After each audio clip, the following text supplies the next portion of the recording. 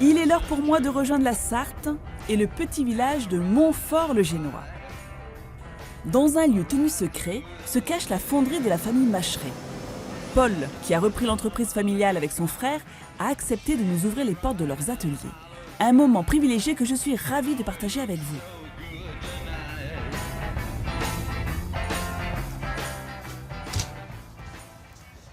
Salut Paul. Qu'est-ce que tu fais? Bonjour Nathalie. T'es en train de m'illustrer tes trophées? Eh bien écoute, ils viennent de sortir du polissage. Voilà. Donc ils sont tout brillants, ils sont tout beaux et je les ai mis là dans le showroom pour voilà, parce que c'est des créations qu'on a faites. Alors vous connaissez peut-être pas cette entreprise, mais vous connaissez forcément ce qu'elle fabrique. Par exemple, le trophée du Vendée Globe, c'est vous. Oui, c'est nous. Alors en là, fait, vous l'avez pas parce que c'est une œuvre unique, mais je vois qu'il y a un petit souvenir ici. Oui, Là. le grand trophée, forcément, il va au vainqueur. Il a été remis cette année à Armel de Cléache. C'est un trophée que mon père a créé sur la base d'un dessin. Et puis ensuite, on l'a monté en volume, en bronze. Mais vous ne faites pas que ça. C'est Non, ça alors la grande force de l'entreprise d'ailleurs. On réalise beaucoup de trophées parce qu'on fait beaucoup de créations chez nous. On travaille vraiment toutes les pièces, ce qu'on appelle d'aspect. Voilà, qui ne sont pas des pièces mécaniques, mais des pièces qui ont une destination de décoration ou de trophée. Voilà.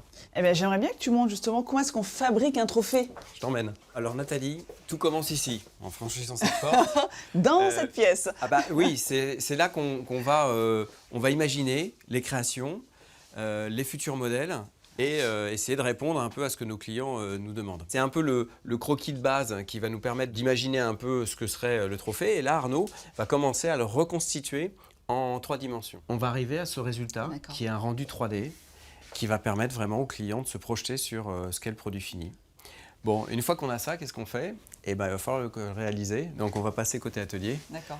Et ben, suis-moi. Je vais laisser mon manteau parce que là, on va se retrousser les manches. Je t'en prie. Et puis surtout qu'on va passer à un moment côté fonderie, donc on aura peut-être un peu chaud. Voilà. Bonjour. Bonjour. Thierry, Nathalie, Thierry modeleur. C'est ce qu'on appelle le modèle. Ouais. C'est-à-dire qu'on a sculpté cette palme sur ce qu'on appelle nous un monolithe et ça va faire un trophée une fois qu'il sera réalisé en bronze. Donc c'est le travail de Thierry qui va reproduire ce modèle exactement le même avec une empreinte silicone. C'est-à-dire que là on a fait, je sais pas si tu vois. Ah, je vois bien. La Tu vois contreforme l'intérieur. en fait. Ah oui, c'est le négatif. Voilà. Donc on avait le premier exemplaire en résine. Quel résine modèle bois, maître. Voilà, le modèle maître. Et ensuite, on l'a reproduit grâce au moule en élastomère. Tout à fait. D'accord. Et Et c'est à on- partir de là qu'on va pouvoir mouler. Et on va voir pourquoi l'élastomère est intéressant pour le moulage. Voilà. Patrick ?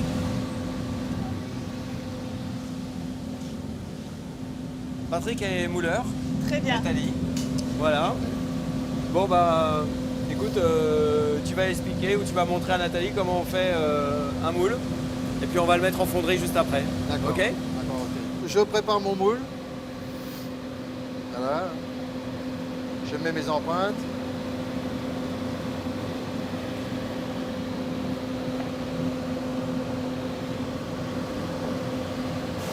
Un métier de précision, rigueur, concentration. Tout à fait. Bah, il faut éviter surtout les défauts, quoi. Voilà. C'est la main de l'homme qui va venir tasser le sable pour être certain que tous les petits grains de sable viennent vraiment épouser tous les détails du modèle.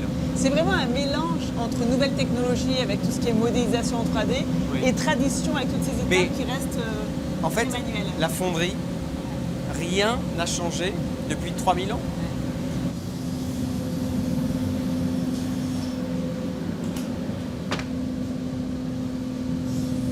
Ce que l'on a. Ah, c'est pas vrai, vous avez vu ça? 3 secondes.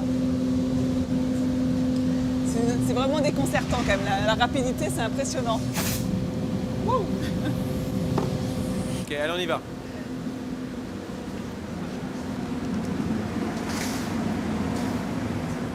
Place au spectacle. Alors là, on va couler du bronze à 1080 degrés. On coule à la louche, donc on vient prendre le bronze dans le creuset. Voilà, la magie, c'est que on a un métal, et le métal est parti en fusion. Il est à 1080, 1100 degrés, et ça devient comme de l'eau, finalement. Le spectacle. Et c'est vrai qu'à chaque fois qu'il y a une coulée, le temps s'arrête. le bronze va figer très rapidement. La pièce est petite, là c'est déjà figé, hein. C'est-à-dire qu'elle est déjà dure. Maintenant on va laisser un petit peu, on va laisser 5-10 minutes, voilà, le temps que ça se refroidisse, parce que c'est toi qui vas casser le moule. Moment de vérité. Avons-nous réussi la coulée? Ben voilà, c'est toujours pareil. C'est comme sur la plage, quand tu fais un château de sable, quand tu démoules, tu essayes toujours que ce soit parfait, ben ça c'est pareil. Voilà.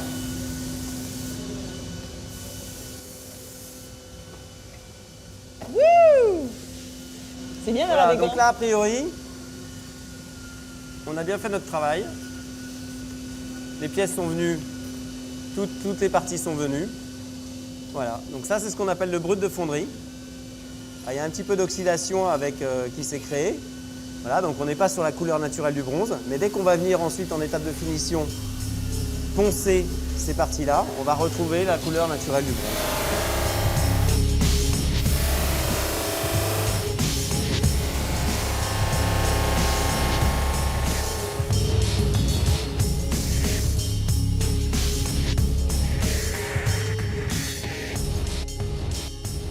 Et le voilà notre trophée.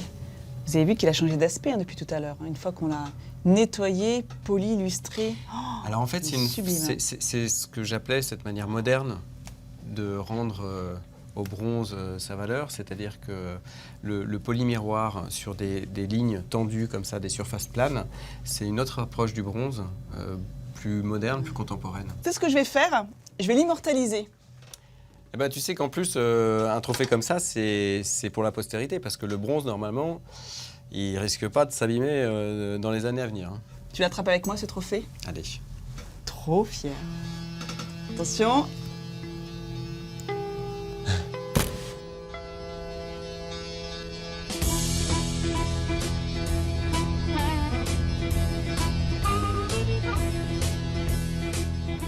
Merci Paul, je suis trop fière de mon trophée. Je tenais à remercier mes parents sans qui je n'existerais pas.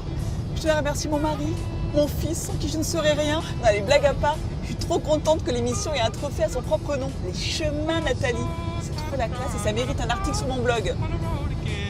I'm on the road again, but I'm so